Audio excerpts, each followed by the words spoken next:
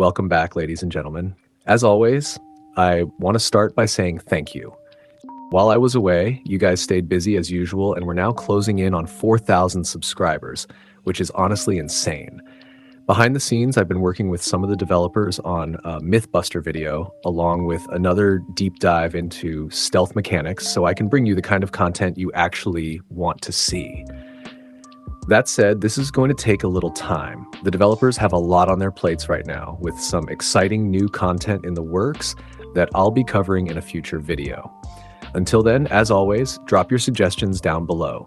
Leave a like if you enjoy the content, and if this isn't your first time watching and you're not already subscribed, consider hitting that button.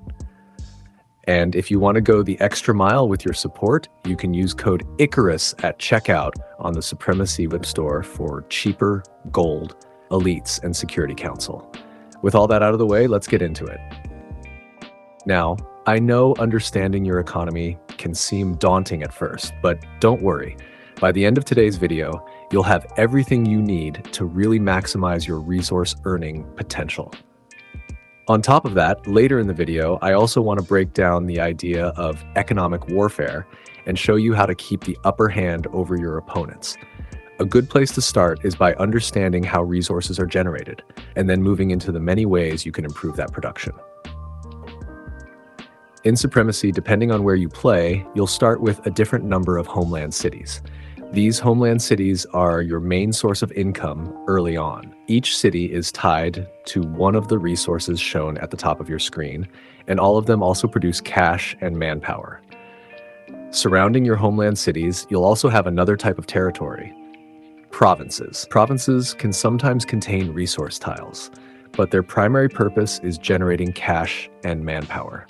Now, when you capture a neighboring city, you don't receive its full production. Instead, you only gain 25% of its resources.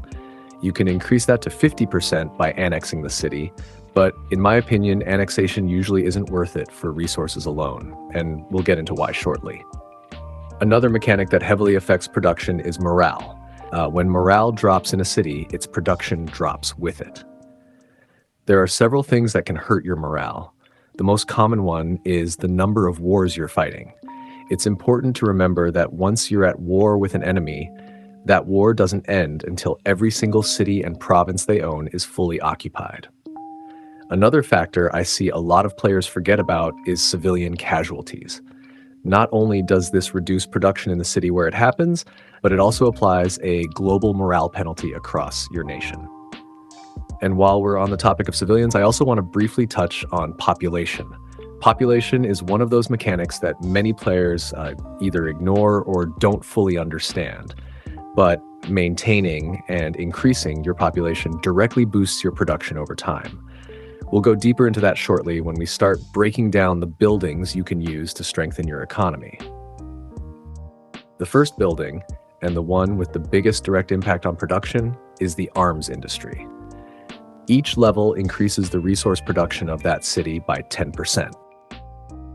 Now, before you rush off and queue every arms industry straight to level 5, there are a few important things to keep in mind.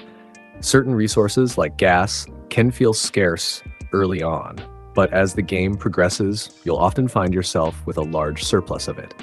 Because of that, upgrading arms industries in gas-producing cities usually shouldn't be your top priority. Instead, I recommend focusing first on cities producing resources you'll rely on throughout the entire game. Things like electronics and other high-demand materials. You can also get a small production bonus from upgrading your harbor and airfield, but these buildings aren't worth constructing purely for the resource boost alone. The same applies to hospitals. They increase morale and population growth, but they're not efficient builds if your only goal is boosting the economy.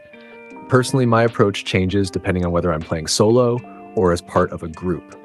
When I'm in a coalition, I've definitely been guilty of prioritizing maxed out arms industries because you have fewer borders to defend and you're far less vulnerable. Playing solo, though, those early rare materials are often better spent getting your first advanced units onto the field rather than pouring everything into the economy. One final thing to keep in mind, when you capture a city, any arms industries in that city are destroyed. They do not carry over after conquest.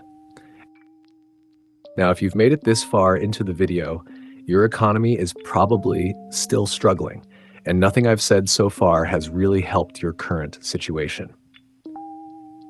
There are a few more tricks I want to show you before we get into economic warfare, because they'll give you a much better understanding of what's coming next.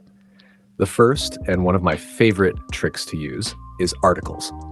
If you open articles and search largest, you'll find a list of all nations ranked by how much they're currently producing. This feature is incredibly useful, especially when you're playing as a smaller nation trying to compete with larger ones. It gives you a direct comparison, so you can see whether your expansion and conquests are actually closing the gap. Now that we've covered that, I want to briefly touch on economic warfare and how to properly implement it into your games. First, it's important to understand what I mean by this. Economic warfare in Supremacy is all about using low-cost units to deal high-value damage to your enemy. For example, let's say an enemy is attacking you with 5 gunships covered by a frigate. Because of that frigate, taking damage or even losses is unavoidable if you choose to engage. Losing a single air superiority fighter would cost you around 1,000 components and 950 electronics. But by wiping out their entire 5-gunship stack, the enemy would lose 4,250 supplies and 3,500 electronics. So ask yourself, who's better off in that trade? Of course, in a perfect world, you never want to lose anything. But in Supremacy, things don't always go your way, and sometimes calculated losses are unavoidable.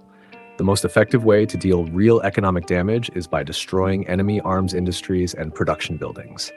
However, that can come at a heavy cost to yourself, so only do this when you're properly prepared. One bad move and the tables can turn very quickly.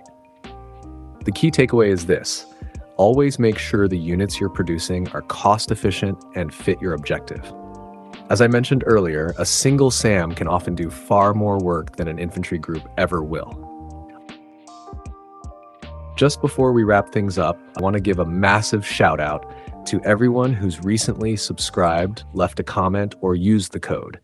The support has honestly been unbelievable, and I couldn't be more grateful.